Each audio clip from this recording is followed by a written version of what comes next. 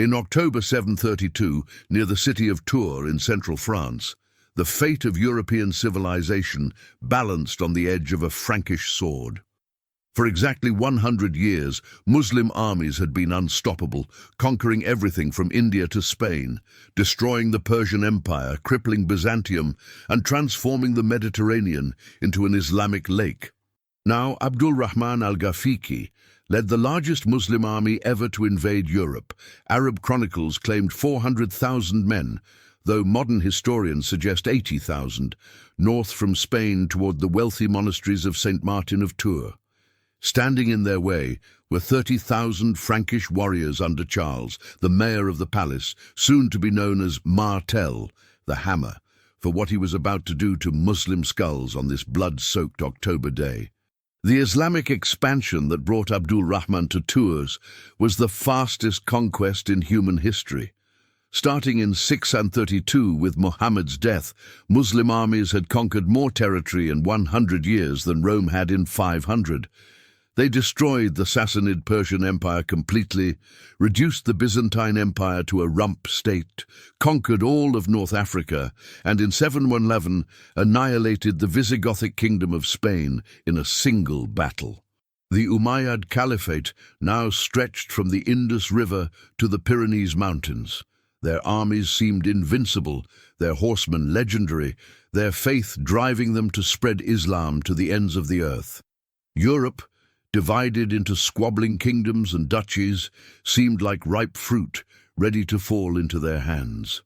The conquest of Spain had shown Europeans how quickly their world could end. In 711, Tariq ibn Ziyad had crossed from Africa with just 7,000 men. Within 3 years, almost the entire Iberian Peninsula was under Muslim control. The Visigothic nobility, who had ruled Spain for 300 years, were either dead, converted, or hiding in mountain caves. Churches became mosques, Latin gave way to Arabic, and Christian children were raised as Muslims. The speed of collapse terrified European rulers. If Spain could fall in 3 years, how long would France last? How long before the muezzin's call echoed from Notre Dame? How long before European princes were bowing toward Mecca? Charles was not supposed to be the savior of Christendom. Born a bastard, he had seized power in Francia through civil war, earning a reputation for brutality that shocked even by Dark Age standards. He had imprisoned his own stepmother, exiled his nephews, and crushed his rivals with a ruthlessness that earned him the hatred of the church he would soon save. But this same brutality had forged the Franks into the most disciplined fighting force in Western Europe. Charles had spent 20 years fighting Saxons, Bavarians, and fellow Franks, creating a professional army that fought for plunder and land rather than feudal obligation. These weren't knights in shining armor, but killers in dirty mail, men who saw war as a business and were very good at their trade. Abdul Rahman's army was the most sophisticated military force of its age. The corps consisted of Syrian and Yemeni cavalry, veterans of countless conquests, armed with Damascus steel swords that could cut through European iron like cloth. Berber light cavalry from North Africa could loose 3 arrows while galloping at full speed. The infantry included Slavic slave soldiers, Christian converts from Spain, and Arab regulars who had been fighting since childhood. They brought siege equipment that had broken the walls of Persian cities and Byzantine fortresses. Most terrifying were the Moorish horsemen, who fought with poisoned arrows and were rumored to eat the hearts of their enemies. This wasn't just an army, but a force of nature that had never known defeat. The Muslim force wasn't just conquering for Allah, they were following the money. The monasteries of Francia, particularly St. Martin of Tours, held centuries of accumulated Christian wealth. Gold crosses, silver chalices, jeweled manuscripts, and the donations of generations of pilgrims made these religious centers richer than many kingdoms. Abdul Rahman's scouts reported that St. Martin's treasury alone could fund armies for decades. The Muslim strategy had always been to combine religious conquest with economic exploitation. The wealth of France's churches would fund further conquests, perhaps into Germany, perhaps to Rome itself. The monks, knowing what was coming, were already burying treasures and fleeing north with whatever they could carry. For 7 days in early October 732, the two armies faced each other near Tours, neither willing to attack first. Charles had positioned his men in a phalanx formation on high ground between trees, negating the Muslim cavalry advantage. Abdul Rahman tried to draw the Franks out with cavalry raids and arrow volleys, but Charles wouldn't budge. The Franks stood like a wall of ice, according to Arab chronicles, unmoving and silent. Meanwhile, the weather was turning.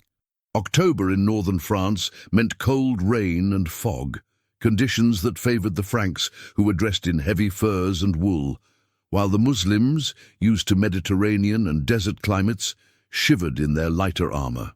Each day of waiting saw Muslim morale drop as their supply lines, stretched from Spain, began to fail. On October 10th, 732, the exact date is disputed, Abdul Rahman could wait no longer. His food was running low, and Charles had positioned himself between the Muslims and their raid objectives. The battle began with Moorish cavalry charges attempting to break the Frankish shield wall. The Franks had formed what they called a sealed wheel, interlocked shields creating an impenetrable barrier with spears jutting out like a hedgehog's spines. Wave after wave of Muslim cavalry crashed into this formation, horses screaming as they impaled themselves on Frankish spears, riders thrown and trampled. The Arabs called it hitting a mountain of iron. For hours the pattern repeated: charge, crash, retreat, reform, charge again. Bodies of horses and men piled up in front of the Frankish line. What made the Frankish defense extraordinary was its discipline under conditions that would break most armies. Muslim arrows rained down continuously, finding gaps in shields and armor. Frankish warriors fell, but others immediately stepped forward to fill the gaps. No one broke formation to help wounded comrades. No one chased retreating enemies. They stood and endured, hour after hour, what one chronicler called martyrdom while standing. Charles had promised death to any man who broke formation, and his reputation ensured everyone believed him. The Franks absorbed casualties that would have routed other European armies, their line bending but never breaking, like a tree in a storm that sways but doesn't fall. As the day wore on and Muslim cavalry exhausted themselves against the Frankish wall, Charles noticed something crucial. The Muslim attacks were becoming disorganized, their horses blown, their arrows running low. He had been waiting for this moment. With a signal from his horn, the entire Frankish line suddenly surged forward. The wall of ice became an avalanche. The Franks didn't just advance, they charged downhill with the weight of their heavy armor adding to their momentum. The psychological shock on the Muslims was devastating.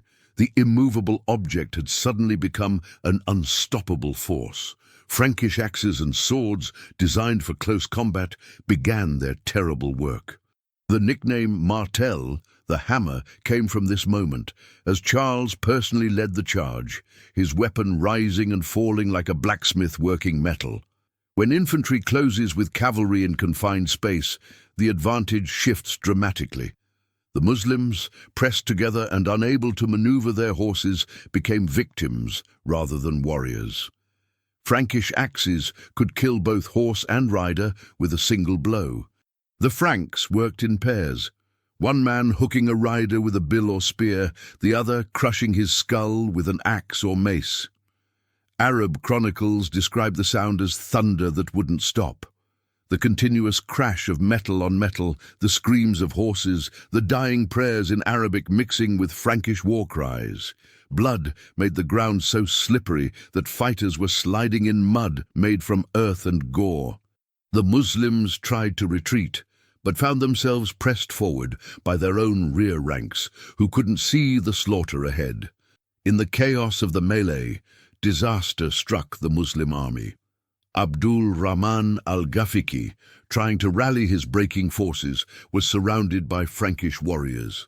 Some accounts say Charles himself delivered the killing blow, others that anonymous Frankish soldiers simply pulled him from his horse and hacked him to pieces.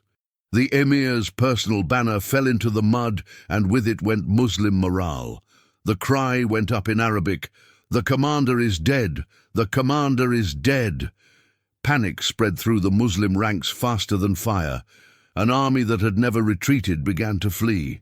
The disciplined force that had conquered from India to Spain dissolved into a mob of terrified men trying to escape Frankish axes. As darkness fell on October 10th, something unprecedented happened. The Franks, exhausted from the day's fighting and suspicious of a trap, didn't pursue. Charles ordered his men to hold their positions, expecting a Muslim counterattack at dawn. The Muslims, meanwhile, retreated to their camp in complete chaos. Without Abdul Rahman, command structure collapsed. Syrian units blamed Berber units for the defeat. Arabs argued with Christian converts, and everyone blamed everyone else. In the darkness, some Muslim units actually fought each other, thinking they were under attack by Franks. The camp became a nightmare of confusion, friendly fire, and growing panic about a Frankish night attack that never came. When the sun rose on October 11th, Frankish scouts approached the Muslim camp with extreme caution, expecting an ambush. Instead, they found it abandoned. The entire Muslim army had fled south during the night, leaving behind tents, supplies, wounded, and an enormous amount of plunder taken from French churches. The Franks couldn't believe it. They had won so completely that the enemy had vanished. Charles suspected a trap for hours, sending cavalry to scout for the Muslim army, but they were gone, streaming back towards Spain in complete disorder.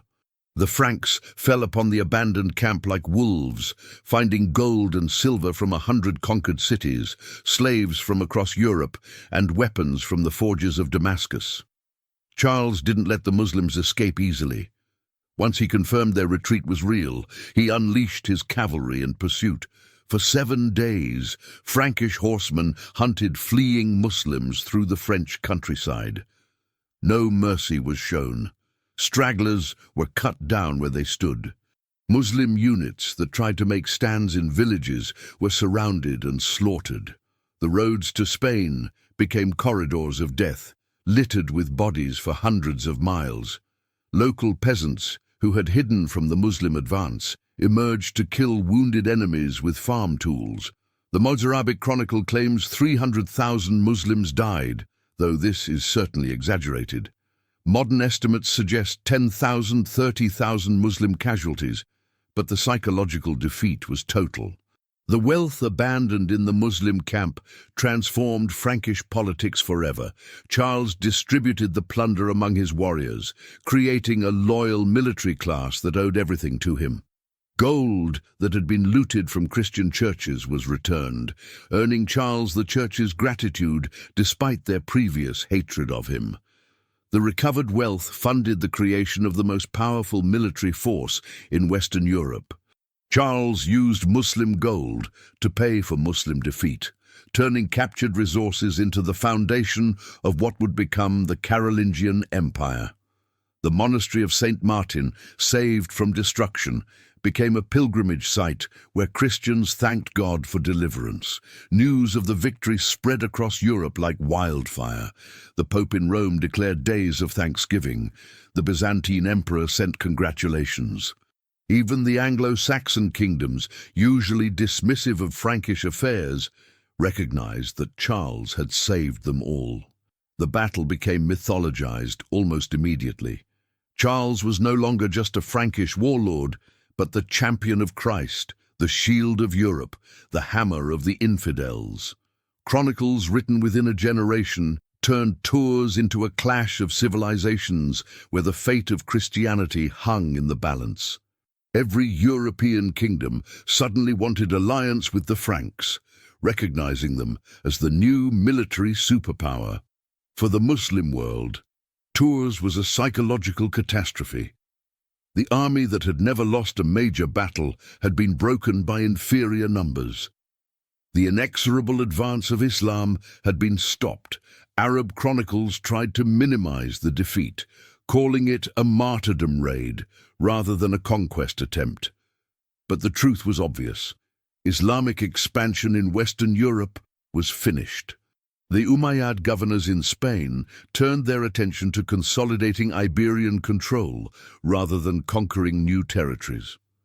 Internal conflicts that had been suppressed by continuous victory erupted. Within 20 years, the Umayyad Caliphate would collapse entirely, partly due to the loss of prestige from Tours. The Muslim retreat from Tours didn't end Islamic presence in France immediately. Raid forces continued to operate from bases in Septimania and Provence for years. But these were raids, not conquests. Charles spent the next decade systematically destroying these Muslim outposts, using the same Frankish infantry tactics that had won at Tours. Each victory added to his legend and power. By 739, the last Muslim forces had been expelled from France. The Mediterranean coast, which had seemed destined to become an Islamic frontier, remained Christian. The cultural and religious map of Europe, which might have looked very different, was fixed in a pattern that persists today. Tours demonstrated a military innovation that would define European warfare for centuries. Disciplined heavy infantry could defeat mobile cavalry. The Frankish method, standing firm in tight formation and grinding down attackers, became the template for European armies. The famous Swiss pike squares, English longbow formations, and Spanish tercios all traced their tactical ancestry to Tours.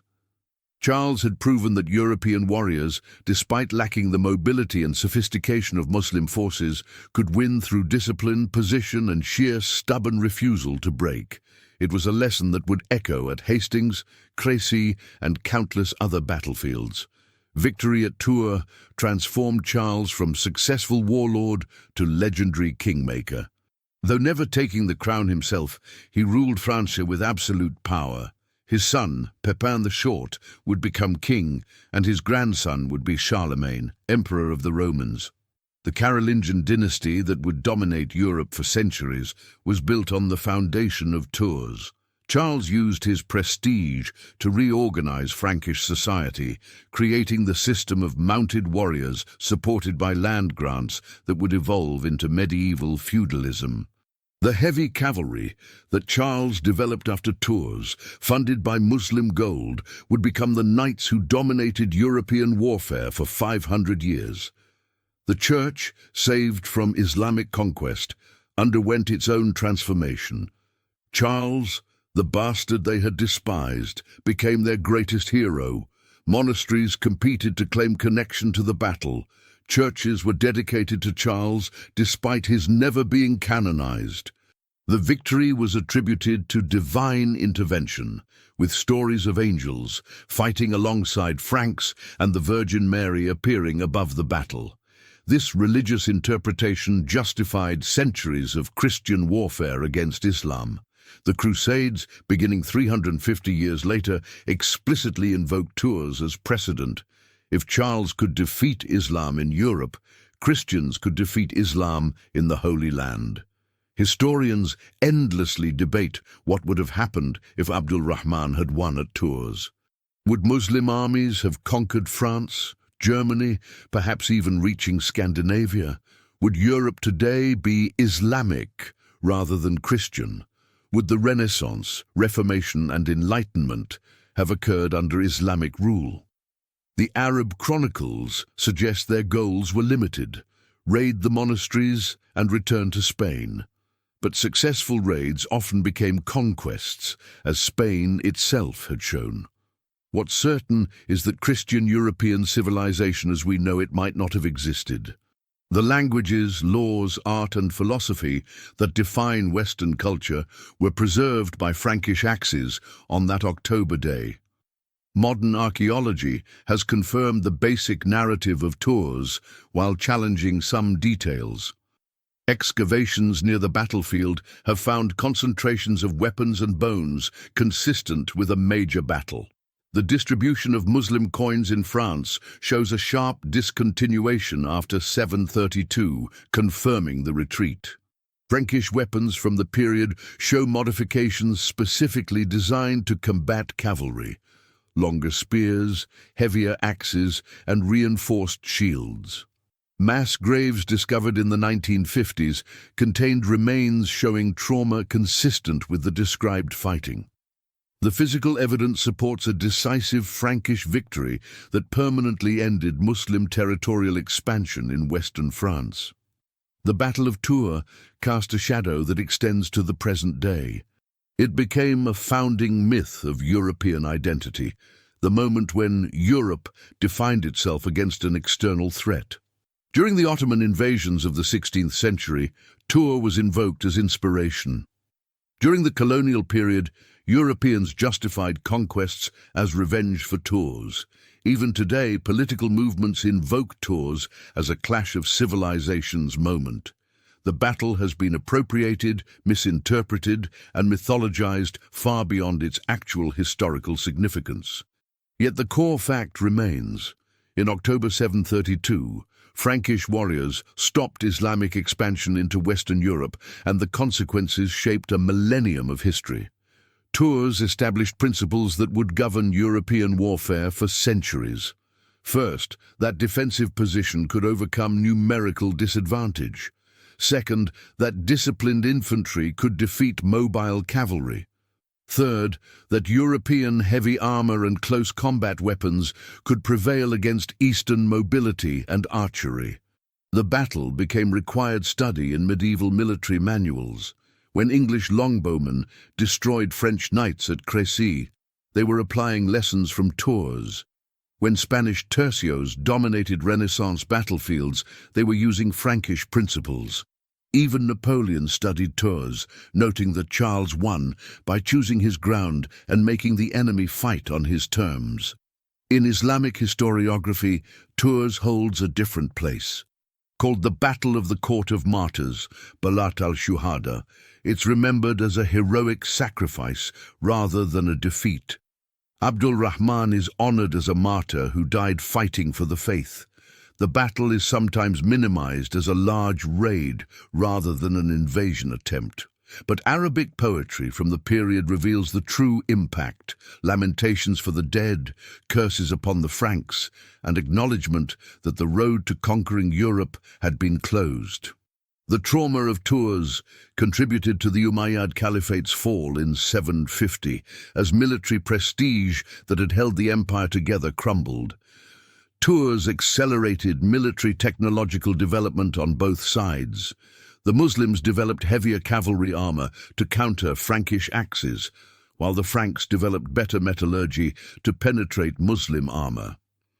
The famous Damascus steel that had cut through European iron met Frankish improvements in their own steel production. Shield design evolved to better protect against arrows. Weapons became specialized. The Francisca throwing axe, the winged spear, the proto-halberd all emerged from lessons learned at Tours. This arms race between East and West would continue through the Crusades and beyond, each side learning from defeats and evolving their warfare. The size of the armies at Tours remains one of history's great debates. Arab sources claim Abdul Rahman led 400,000 men, which is impossible given the logistics of the era. Frankish sources say Charles had 30,000 men against 80,000 Muslims, but even these numbers may be inflated. Modern historians suggest perhaps 20,000 Franks faced 25,000, 30,000 Muslims, still giving the Muslims an advantage, but not the overwhelming odds of legend. What matters isn't the exact numbers, but the perception. Both sides believed the Muslims had significant numerical superiority, making the Frankish victory even more impressive psychologically. The inflated numbers in chronicles reflect the battle's perceived importance rather than historical reality. The Battle of Tours was both less and more than legend suggests. Less because it wasn't the single apocalyptic clash that saved Christianity. Muslim expansion was already reaching its logistical limits. More because it established patterns that would define European civilization for a millennium. Charles Martel didn't just defeat an army, he created a template for European resistance to external invasion that would be used against Vikings, Mongols, and Ottomans. The 30,000 Franks who stood firm that October day didn't know they were making history. They thought they were just protecting their lands and churches from another group of raiders. Instead, they drew a line that said, "This far and no further." Europe would be Christian, would develop its own path, would become what we know today, because Frankish warriors refused to break when Muslim cavalry charged. Sometimes the fate of civilizations really does hang on the edge of a sword.